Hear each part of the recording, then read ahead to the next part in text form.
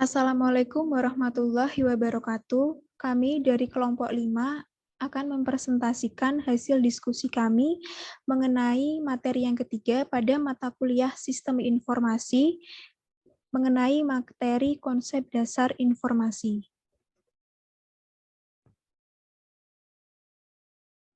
Sebelum memberikan penjelasan tentang materi inti, mohon izin untuk memperkenalkan anggota dari kelompok 5, di antaranya yaitu 1. Angela Selapaat, 2. Diva Tasbiha Salwabila, 3. Laura Imelda Arode, 4. Nurul Laila Ramadhani, dan yang kelima adalah Trisna Dian Utari.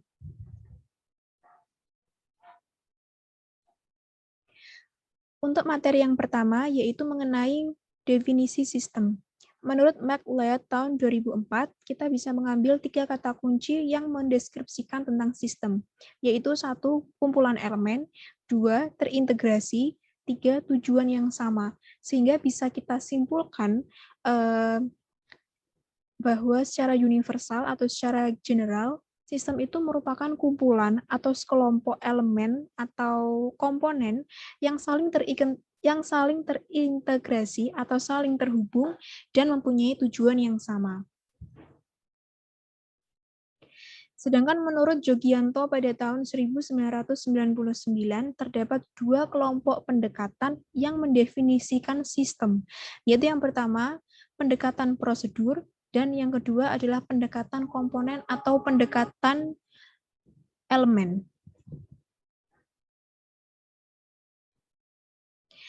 Lalu definisi atau makna dari sistem jika dilihat dari perspektif pendekatan prosedur, sistem itu merupakan jaringan kerja dari suatu prosedur yang lebih menekankan urutan operasi dalam sistem atau prosedur.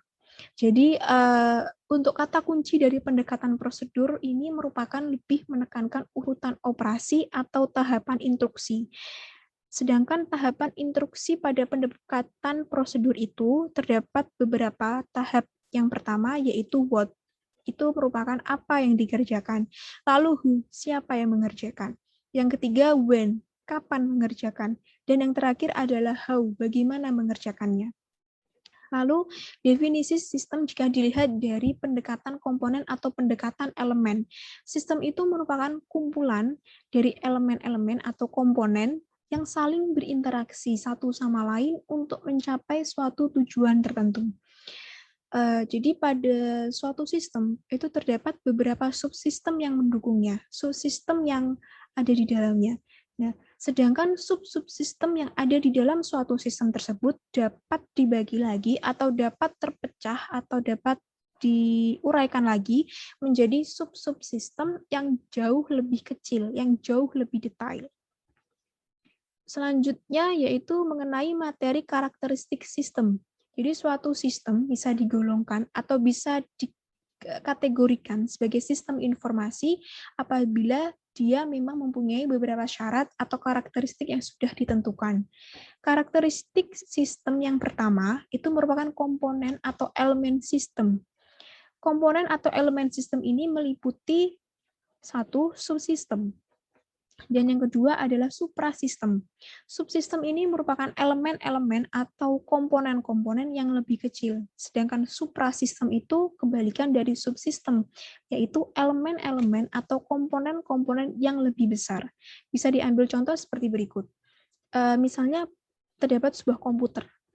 Komputer itu akan menghasilkan suatu sistem informasi yang memang benar-benar baik, yang memang benar-benar berkualitas, sistem informasi yang memang akurat, apabila dia mempunyai beberapa subsistem yang mendukungnya. Misalnya sistem CPU, sistem perangkat I/O, dan memori. Ketiga sistem tersebut bisa dikatakan sebagai subsistem, karena memang dia merupakan elemen yang kecil, elemen pendukung atau komponen pendukung dalam sistem informasi. Tetapi yang menjadi suprasistem atau elemen yang besar, elemen yang utama, yaitu adalah sistem komputer itu sendiri atau komputernya itu tadi. Sehingga jika memang bisa menggabungkan subsistem dan suprasistem akan bisa menghasilkan sistem informasi yang baik. Lalu untuk materi karakteristik sistem yang selanjutnya akan dibahas atau akan dibacakan oleh teman saya, Angela Selapaat. Selanjutnya ada batas sistem. Batas sistem adalah daerah-daerah yang membatasi satu sistem dengan sistem yang lainnya. Batas sistem memungkinkan suatu sistem dipandang sebagai satu kesatuan. Batas suatu sistem menunjukkan ruang lingkup dari sistem tersebut. Karakteristik yang selanjutnya adalah lingkungan luar sistem. Lingkungan luar sistem adalah apapun di luar batas dari sistem yang mempengaruhi operasi sistem yang dapat bersifat menguntungkan dan dapat pula merugikan sistem tersebut. Lingkungan luar yang menguntungkan harus dipelihara dan dijaga, sedangkan yang merugikan harus ditahan dan dikendalikan, karena dapat merusak sistem tersebut. Karakteristik yang selanjutnya adalah penghubung sistem. Penghubung sistem adalah media penghubung antara satu subsistem dengan subsistem yang lainnya.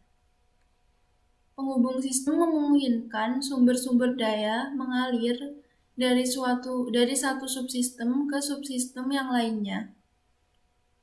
Pada penghubung sistem terjadi interaksi antar subsistem yang akhirnya membentuk satu kesatuan. Materi selanjutnya akan disampaikan oleh teman saya, Laura. Kemudian, karakteristik sistem selanjutnya yaitu ada masukan sistem. Input sistem atau sistem masukan ini merupakan jenis energi yang digunakan untuk dimasukkan ke dalam suatu sistem. Jenis masukan atau input yaitu terdiri dari dua. Yang pertama ada maintenance input.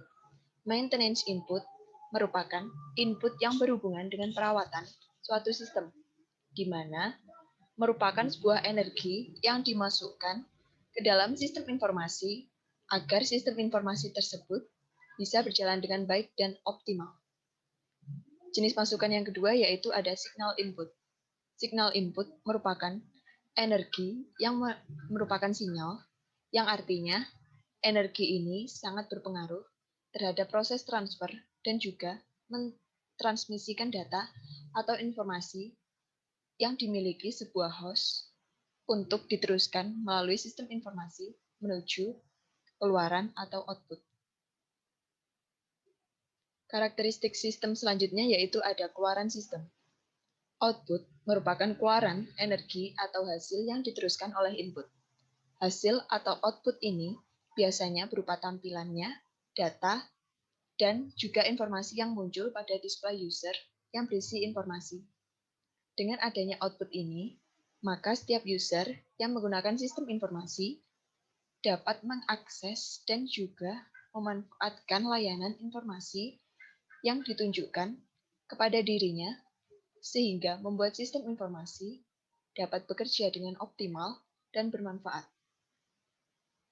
Karakteristik sistem selanjutnya yaitu ada pengolahan atau pemrosesan sistem.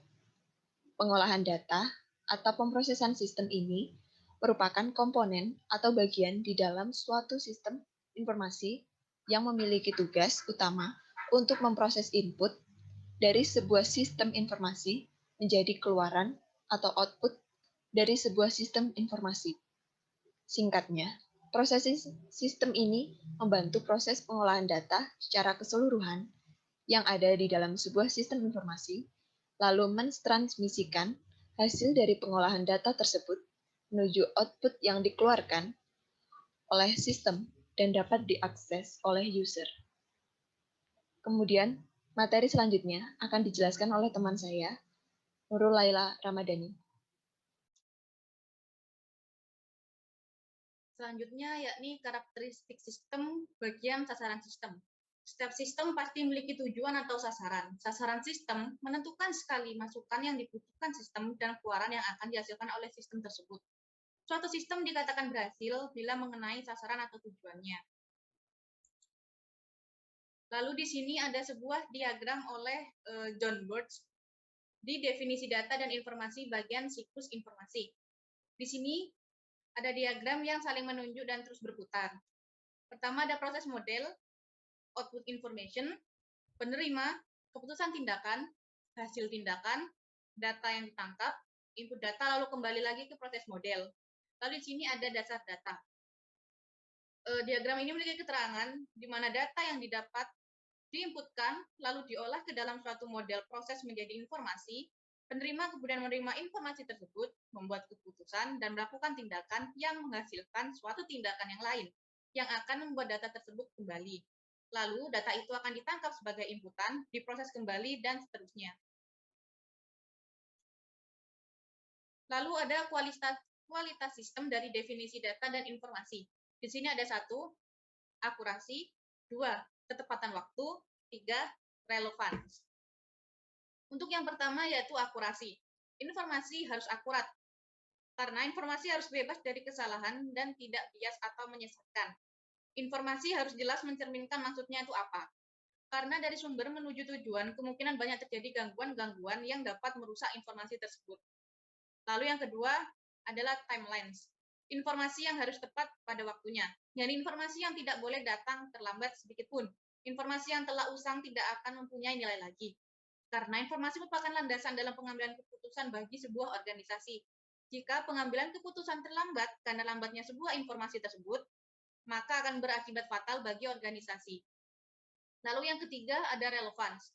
Informasi harus relevans, karena informasi tersebut harus mempunyai manfaat bagi pemakainya. Setiap informasi yang ada akan bermanfaat sesuai bidang permasalahannya masing-masing. Lalu materi selanjutnya akan disampaikan oleh teman saya, Trisna Dian Utari. Selanjutnya yaitu definisi data dan informasi. Nilai informasi. Informasi akan memiliki nilai yang tinggi apabila ia memiliki manfaat bagi penggunanya. Sebaliknya, apabila informasi tidak memiliki manfaat, ia tidak mempunyai nilai. Contohnya, informasi mengenai rahasia perusahaan yang mungkin diperoleh dengan cara membajak perusahaan pesaing. Tentu akan memiliki arti yang sangat penting bagi perusahaan tersebut. Akan tetapi, apabila ia mendapatkan informasi perusahaan pesaing dari gosip di majalah hiburan misalnya, maka informasinya menjadi tidak bernilai apa-apa. Sistem informasi. Definisi sistem informasi menurut Robert dan Davis. Informasi merupakan hal penting bagi manajemen dalam mengambil keputusan. Pengertian sistem informasi secara umum yaitu suatu sistem yang mengkombinasikan antara aktivitas manusia dan penggunaan teknologi untuk mendukung manajemen dan kegiatan operasional yang merujuk pada sebuah hubungan yang tercipta berdasarkan interaksi manusia, data, informasi, teknologi, dan algoritma. Komponen sistem informasi. Yang pertama yaitu input, mewakili data yang masuk ke dalam sistem informasi, termasuk metode-metode dan media untuk menangkap data yang akan dimasukkan berupa dokumen-dokumen dasar. Yang kedua yaitu model, terdiri dari kombinasi prosedur, logika, dan model matematik yang akan memanipulasi data input dan data tersimpan dalam basis data dengan cara tertentu untuk menghasilkan output yang diinginkan. Yang ketiga yaitu output, informasi yang berkualitas dan dokumentasi yang berguna untuk semua tingkatan manajemen dan pemakai sistem. Yang keempat yaitu teknologi, digunakan untuk menerima input, menjalankan model, menyimpan dan mengakses data, menghasilkan dan mengirim output, dan membantu pengendalian dari sistem secara keseluruhan. Terdiri dari 3 bagian utama, yaitu hardware, software, dan firmware. Yang kelima yaitu basis data. Kumpulan dari data yang saling berhubungan satu sama lain, tersimpan dalam perangkat keras komputer, dan diolah oleh perangkat lunak untuk dimanipulasi. Yang keenam yaitu kontrol. dirancang dan diterapkan untuk meyakinkan bahwa hal-hal yang dapat merusak sistem dapat dicegah dan diatasi. Selanjutnya, contoh implementasi sistem informasi. Yang pertama yaitu e-commerce. Sistem informasi yang penerapannya dalam bidang ekonomi dan bisnis, di mana setiap kebutuhan transaksi jual beli barang atau jasa dapat dilakukan secara online melalui aplikasi berbasis web maupun mobile.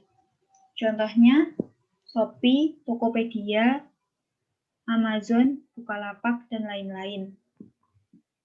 Yang kedua yaitu e-learning, sistem informasi dalam bidang pendidikan. Untuk mengelola berbagai aktivitas seperti pembelajaran, pengelolaan data pendidik, dan peserta didik, serta informasi yang berhubungan dengan dunia pendidikan. Contohnya yaitu ruang guru, classroom, Edmodo, dan lain-lain. Yang ketiga yaitu Field Management System. Sistem informasi ini membantu proses monitoring armada logistik dan pengiriman barang supaya proses tracking menjadi lebih sistematis dan terpusat. Field Management System menggunakan fitur deteksi lokasi atau GPS. Yang keempat yaitu Knowledge Work System.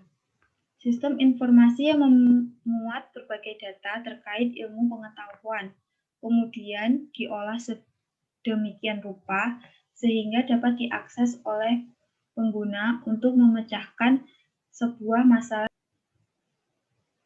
Yang kelima yaitu Office Automation System. Sekumpulan sistem yang menggabungkan beberapa peralatan IT pada perangkat server untuk kebutuhan jaringan komunikasi. Tujuannya untuk memudahkan proses komunikasi agar berjalan lebih efektif dan efisien. Yang keenam yaitu Transaction Processing System. Sistem informasi yang digunakan oleh organisasi maupun perusahaan untuk kegiatan operasional bisnis tertentu secara kontinu. Proses implementasinya yaitu kegiatan transaksi keuangan, registrasi ulang, dan aktivitas administrasi lainnya. Sekian presentasi dari kelompok 5. Bila ada kurang atau salahnya kami mohon maaf. Wassalamualaikum warahmatullahi wabarakatuh.